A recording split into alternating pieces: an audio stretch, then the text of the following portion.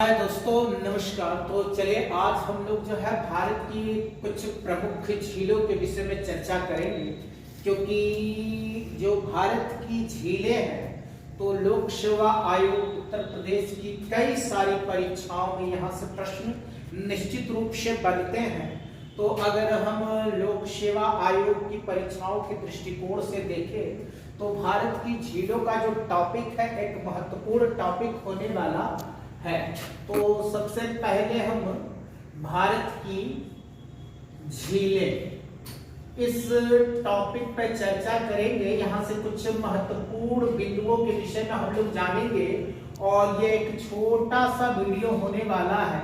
इसके हम क्रमशः दो भाग बनाएंगे। पहले भाग में हम जो है थोड़ा सा इसकी जो कुछ प्रमुख झीलें हैं उन सबको जो है चर्चा की जाएगी, और दूसरे भाग में जो है झीलों से जो हमारे लोक सेवा आयोग उत्तर प्रदेश या फिर संघ लोक सेवा आयोग, बीपीएससी, आरओ, यूपी टेट और दूसरी कई परीक्षाओं में झीलों से संबंधित जितने भी प्रश्न बनते हैं हम लोग उन प्रश्नों पे चर्चा करेंगे। तो चलिए शुरू करते हैं भारत की झीलें, एक छोटा लेकिन उपयोगी टॉपिक।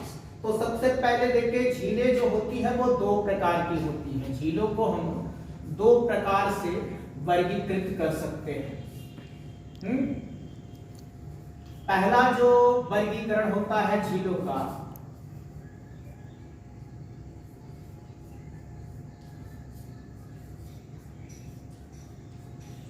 तो वो हमारा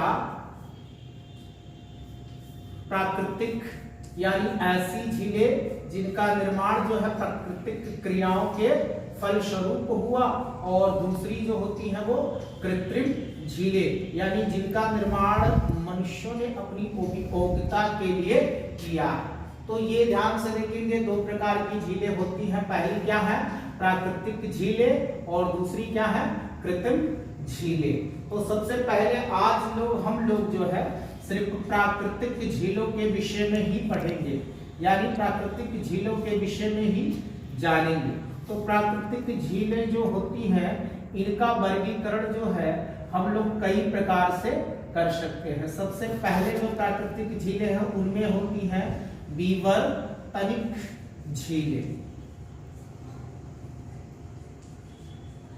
अच्छा, विवर्तनिक झीलें यानी वो झीलें जो हमारी विवर्तनिक प्रक्रियाओं के फलस्वरूप बढ़ती हैं, या ऐसी झीलें जिनका जो है क्या है, जो हमारी पृथ्वी की सतह है उस सतह जब कहीं पर ऊपर उठ जाए या नीचे धंस जाए तो उसके फलस्वरूप जो झीलें बनेगी वो क्या कहलाएंगी?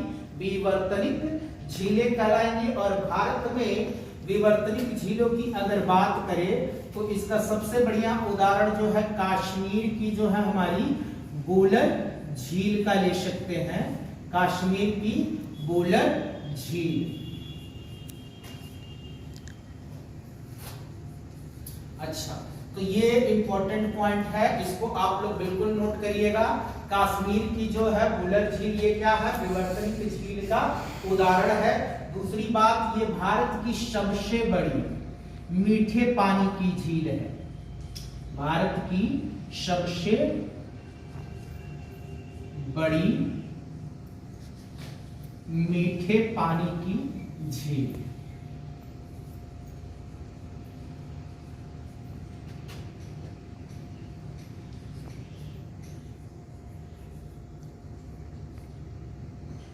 तो ये दो पॉइंट आप लोगों को याद रखना है, ठीक है। पहला जो हमने देखा विवर्तनिक झीलें, तो विवर्तनिक झीलों में हमारा उदाहरण क्या है?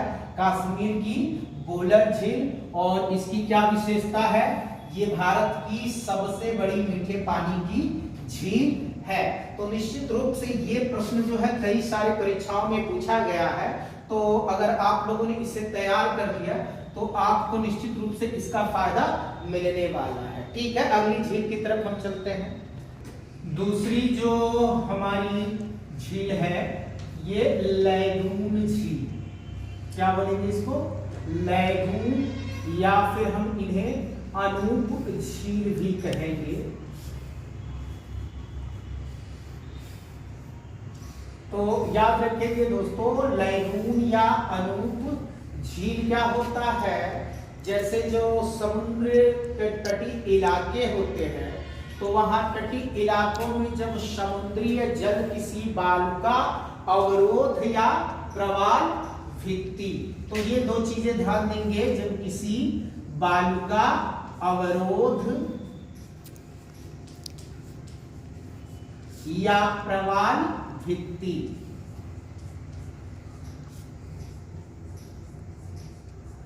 के अवरोध के कारण जब समुद्र का जो जल है वो अलग होकर के एक झील के रूप में परिवर्तित हो जाता है, तो उसे हम क्या कहेंगे, लैगून या अनूप झील कहेंगे। तो ध्यान रखेंगे, लैगून या जो अनूप झील है उनके निर्माण में क्या सबसे जरूरी चीज है, ये हमारा बालू का अवरोध और दूसरा जो है प्रवाल भित्ति।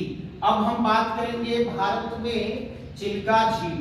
तो जो चिल्का झील है ये कहां पर है, चिल्का झील हमारी उड़ीसा में है। तो चिल्का झील ये कहां है, उड़ीसा में, और आजकल इसे ओडिशा लिखा जाता है, तो इस चीज को ध्यान रखेंगे। तो ये कहां पर है, चिल्का झील उड़ीसा या उड़ीसा में है, और यह भारत की सबसे बड़ी, यह भारत की सबसे बड़ी लैगून झील है।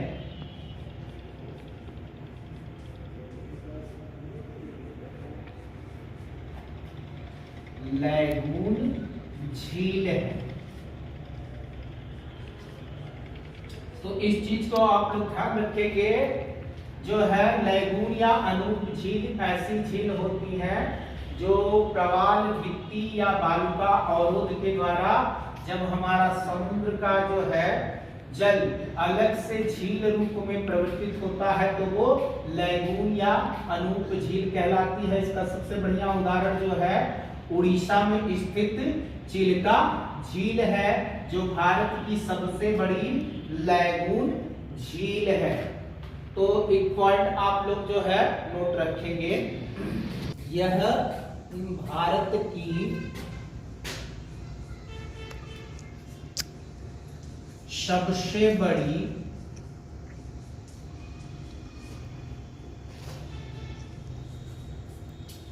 तटीय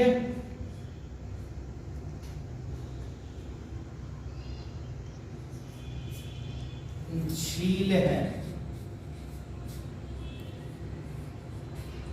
अन्य यदि हम लैगून झीलों की बात करें तो पुलिकट झील,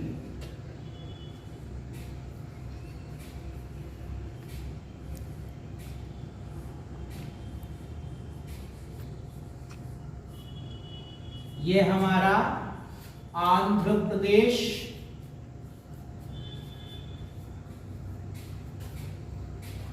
और तमिलनाडु, ये दोनों राज्यों में पड़ती है, बट लेकिन ज्यादातर इसका 84% जो हिस्सा है वो आंध्र प्रदेश में आता है। लेकिन ये ध्यान रखेंगे कि हमारी जो पुलिकट झील है ये आंध्र प्रदेश और तमिलनाडु ये दोनों की सीमा बनाती है और दोनों में स्थित है। सबसे ज्यादा इसका जो भाग है लगभग 84% वो कहाँ आता है, आंध्र प्रदेश में आता है, और लगभग 16% हिस्सा इसका कहाँ किसमें आता है, ये हमारा तमिलनाडु में आता है। फिर हमारी जो है अष्टमुडी,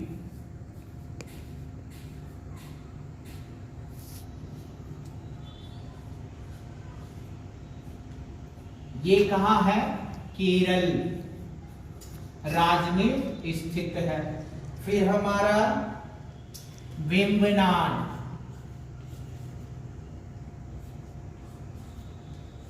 वेम्बनाड झील ये भी कहाँ है, केरल में है।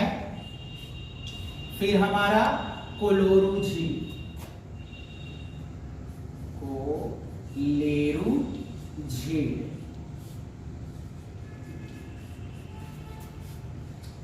ये आंध्र प्रदेश में है।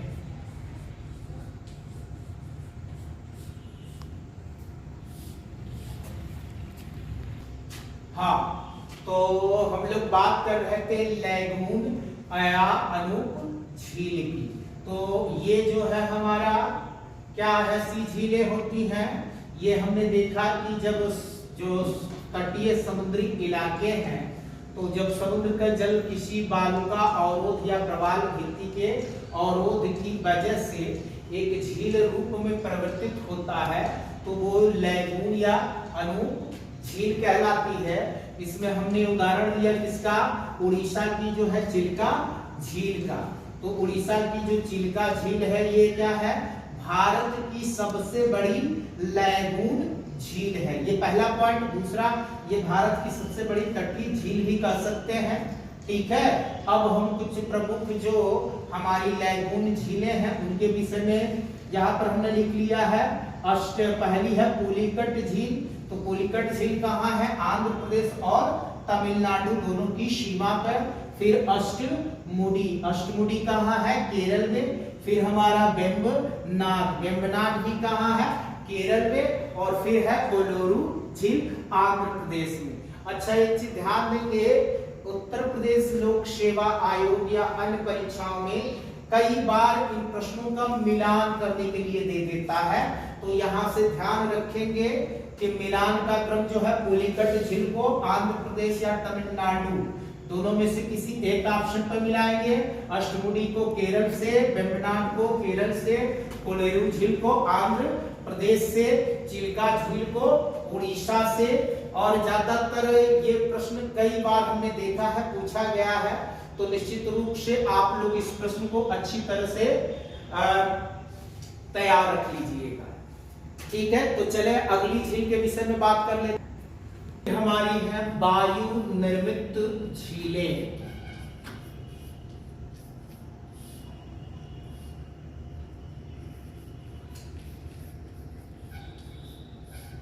तो ये जो वायु निर्मित झीलें हैं, जब क्या होता है, वायु के द्वारा पृथ्वी की सतह की मिट्टी को उड़ा कर करके और इस तरह की झीलों का निर्माण किया जाता है, तो उन झीलों को वायु निर्मित झीलें कहते हैं। ज्यादातर इस प्रकार की झीलें जो है हमारी मरुस्थली एरिया में बनती हैं, और क्योंकि वहां पर जो है वायु की जो क्रियाएं हैं अत्यधिक सक्रिय होती हैं, तो इसलिए उन इलाकों में ये हमारी जो है वायु निर्मित झीलें बनती हैं।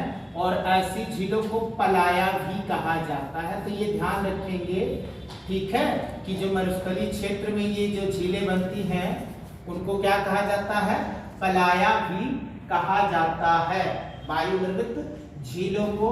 अच्छा, इस तरह की झीलों में जो हमारा सबसे प्रमुख उदाहरण लिया जा सकता है वो है सांभर झील का।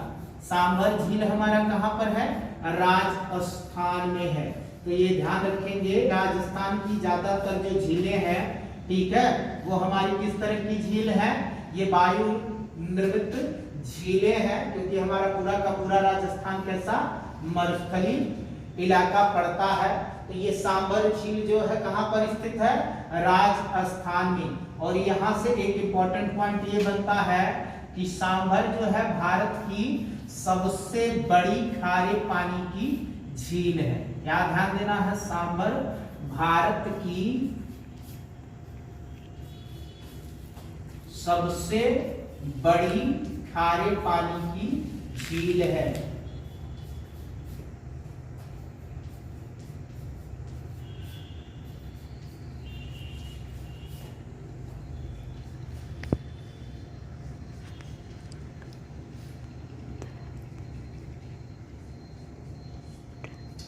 तो ये ध्यान देंगे, क्योंकि ये पॉइंट जो है ये भी जो है परीक्षा के दृष्टिकोण से बड़ा ही महत्व रखता है, और कई सारी परीक्षाओं में इसके विषय में पूछा जा चुका है। किसके विषय में, सांभर झील के विषय में। फिर राजस्थान की जो डिडवाना झील है, ये भी हमारी क्या है, एक वायु निर्मित झील है। तो ये चीजें आप लोग नोट करके रखेंगे। चलिए अब हम जो है एक एक्स्ट्रा झील, जिसको आज के वीडियो में नहीं बाद के वीडियो में हम चर्चा करनी थी, लेकिन आज भी चर्चा कर देते हैं, लोकटक झील को। लोकटक झील, ये ध्यान रखेंगे, जो लोकटक झील है ये हमारी मणिपुर राज्य में स्थित है। कहां पर है ये? मणिपुर राज्य में स्थित है और ये उत्तर पूर्व भारत की या पूर्वोत्तर भारत की सबसे बड़ी मीठे पानी की झील है। क्या ध्यान देंगे? ये पूर्वोत्तर भारत की मीठे पानी की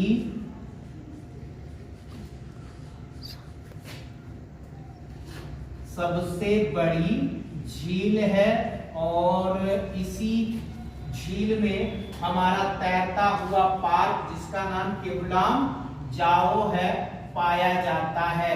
इसे तैरती हुई झील भी कहते हैं। ठीक है, तो ये क्या ध्यान रखना है, जो लोकटक झील है ये जो कहां पर स्थित है? मणिपुर में, पूर्वोत्तर भारत की सबसे बड़ी मीठे पानी की झील है।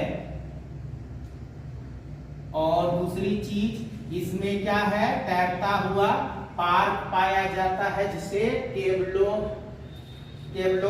जाओ के नाम से जाना जाता है और इसीलिए इसको तैरती हुई झील भी कहा जाता है।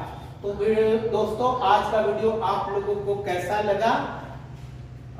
उम्मीद करते हैं कि थोड़े से समय में मैंने कोशिश की है कि आप लोगों को ज्यादा से ज्यादा बेहतरीन प्रश्न, ऐसे प्रश्न जो पिछले कई सारी प्रतियोगी परीक्षाओं में पूछे जा चुके हैं, उनका समावेश करने की कोशिश की है।